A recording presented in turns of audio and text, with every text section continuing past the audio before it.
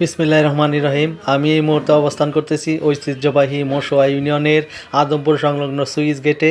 আমরা দেখতে পাচ্ছি পানির অপূর্ব খেলা। সামিউল হক সোহাগ আস্তে আস্তে নিচে নামছেন। এই সুইচ গেট সংলগ্ন রাস্তাটি অনেক সুন্দর হওয়ার পাশাপাশি বিভিন্ন দর্শনার্থীরা এই পানির জলরাশি দেখতে আসেন। এটাকে আদমপুর জলপ্রপাতও বলা চলে। আদমপুরের জলপ্রপাতটি কটিয়াদিরের জন্য একটি ঐতিহ্যবাহী জলপ্রপাত। এই জলপ্রপাত দিয়ে রামদি, চারিপাড়া এবং বিভিন্ন ভোগপাড়া সহ বিভিন্ন এলাকার পানি ব্রহ্মপুত্র নদে এসে মিলিত হয়। সম্মানিত দর্শক মণ্ডলী, স্থানটি অনেক সুন্দর হওয়ায় বিভিন্ন দর্শনার্থীরাও এখানে এসে ভিড় জমায়। প্রতিদিন বিকেলবেলায় বিভিন্ন দেশের বিভিন্ন প্রান্ত থেকে এই সুইচ গেটটি দেখতে আসেন। আমি আপনাদেরকে আমন্ত্রণ জানাচ্ছি মশোয়া ইউনিয়নের এই সুইচ গেটটি দেখার জন্য। মহান রাব্বুল আলামিনের অপূর্ব লীলার খেলা পানি দেখতে পাচ্ছি। এখানে জাল দিয়ে মাছ ধরছেন।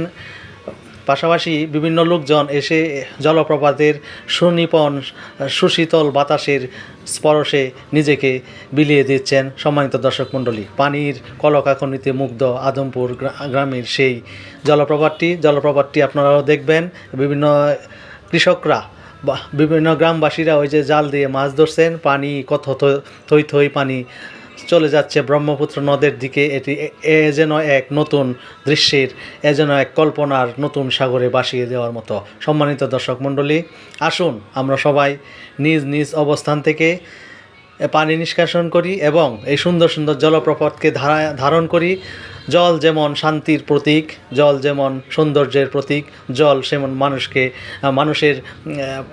মানুষকে বিভিন্ন দিকে মন প্রশান্তিতে ভরিয়ে দেয়।